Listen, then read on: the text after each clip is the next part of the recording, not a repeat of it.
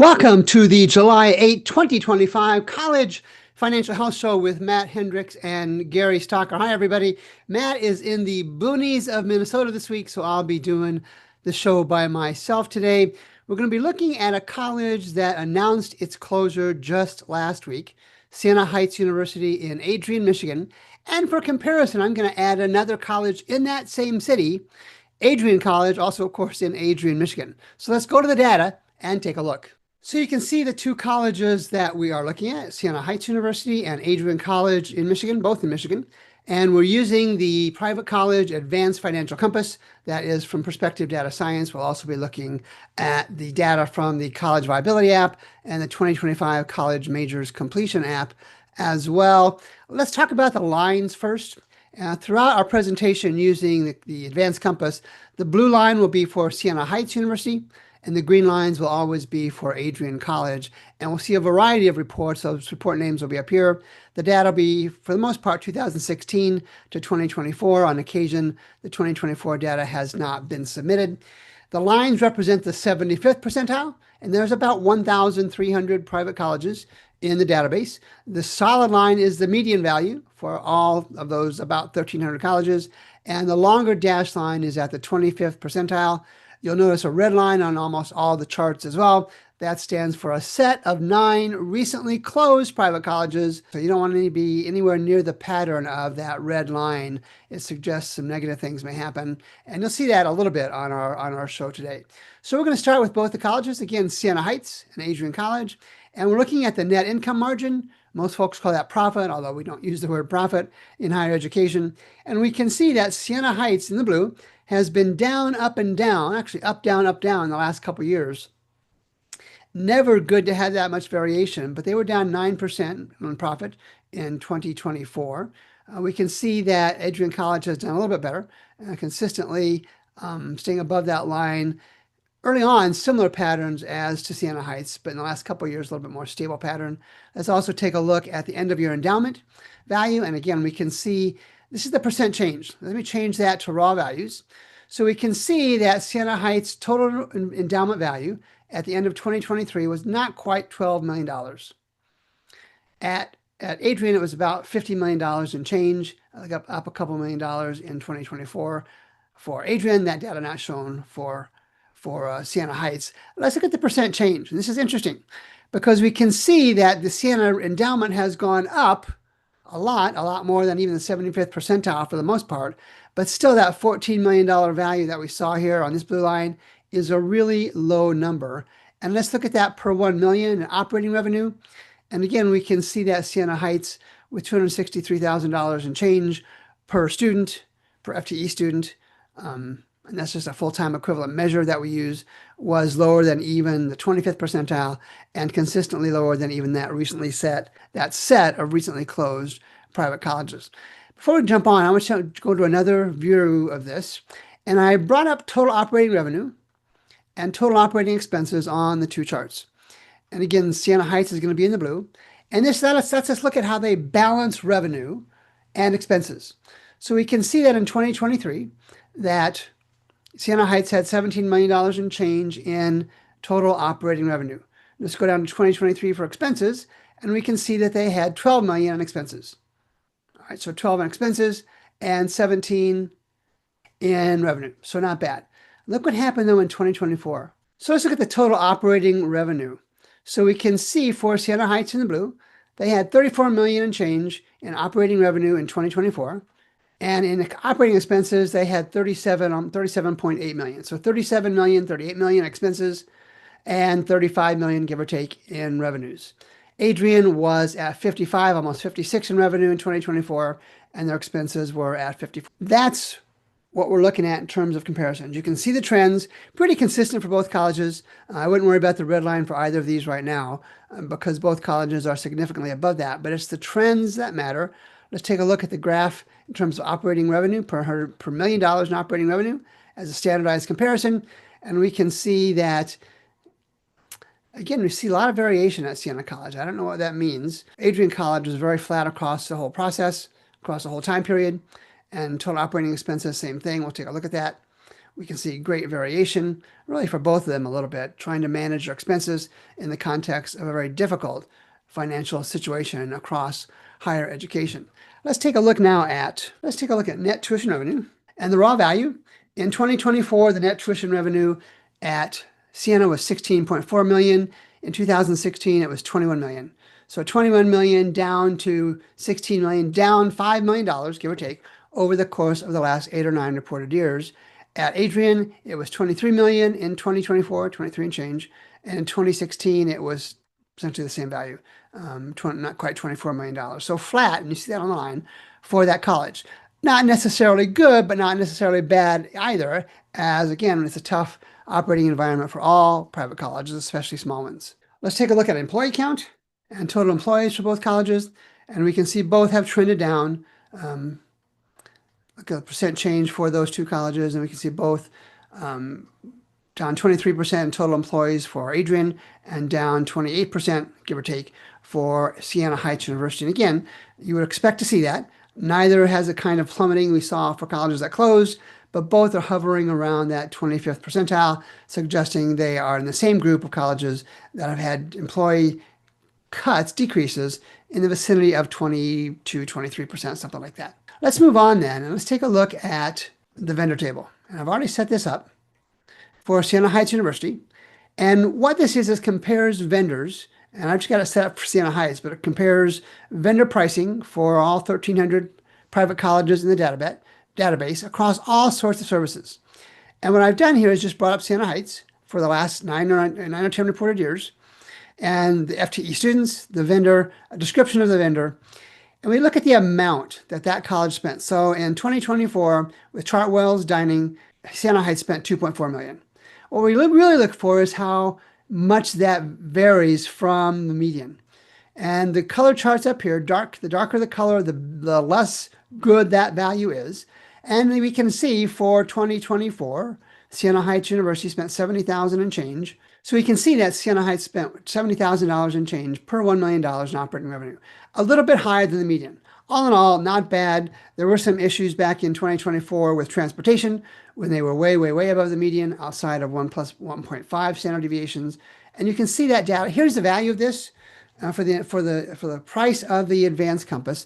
Not only do you get comparisons of all sorts of dozens and dozens of financial parameters, but we pulled the data from the IRS Form 990s to see which of the vendors are pricing what services and products at what price. Now, context is always important with vendor pricing. Many vendors offer more services, so if their price is higher, doesn't necessarily mean it's a bad deal, but it certainly gives colleges a chance to look at that value and go back to the vendor and say, hey, can we do better? Or even look for other vendors as well. Let's take a look then at the 2025 College Viability app, and I have both Adrian College and Siena set up. And of course, we always look at graduation rates, and really neither of them doing a particularly good job, both hovering around 40%. Siena Heights considerably less than that in previous years. Again, here at College Viability, we have a minimum threshold for a 4-year graduation rate of 50%. Neither of those colleges is even close to that value, although Adrian kind of is getting closer to it over the last couple of years. But again, this is an 8-year pattern. This suggests a trend. This suggests an average value, not good for either college. We can even look at the 6-year rate for both colleges. And again, in 2023, the last set of reported data from the National Center for Education Statistics, both colleges hover around 50% after 6 years. Both Adrian College and Siena Heights University were only graduating about half the students that started there either 4 or 6 years earlier. I want to take a look at something called unfunded institutional grants. You and I know that as merit aid. You and I know that as most scholarships. And what we do is we take a look at this to see how much colleges are how much colleges are discounting their tuition in the form of merit aid, in the form of most scholarships. And we can see really for both colleges over the last 8 reported years, Siena Heights apparently didn't report that for first 3 years, both colleges have increased the amount of discounts they give to students. Now that's great for students, not so great for colleges, and we see this across the industry, especially for private colleges, especially for private non-urban colleges. They're increasing those tuition discounts to get students in the door. Again, fine for the students, but that puts financial pressure on the colleges. And we see both of these colleges, in particular Adrian, has increased their amount about 50%, not quite 50%, over the last 8 years. And Siena Heights is up about not quite 30%, something like that. Let's also take a look at tuition and fees. And again, over the course of the last 8 years, we saw in the advanced compass, the net tuition revenue listed. This is the actual tuition and fees collected. And for both colleges, it has gone down a lot, almost 8 million for Siena, a little over 1 million for Adrian. Now you can compare the two, but the argument I always make is over the course of 8 years, this is a dangerous trend. Maybe over the course of 1 or 2 or even 3 years, you can fight your way out of that. But I have college after college with this kind of trend for tuition and fee revenue and enrollment. Enrollment has gone down year after year after year. And they say, well, we fixed it in a year. Well, you can't do that. Let's take a quick look at total enrollment for these two colleges. And, Adrian is up a little bit, even though the tuition and fee revenue is down. That confirms that they are indeed discounting a lot of tuition. And we see about an 800 student drop, around 25%, give or take, at Siena University over the last 8 reported years. Still a decent number, but the fact that they announced their closure in 2026 earlier this month, late last month, suggests that they have some financial issues, strong financial issues associated with that.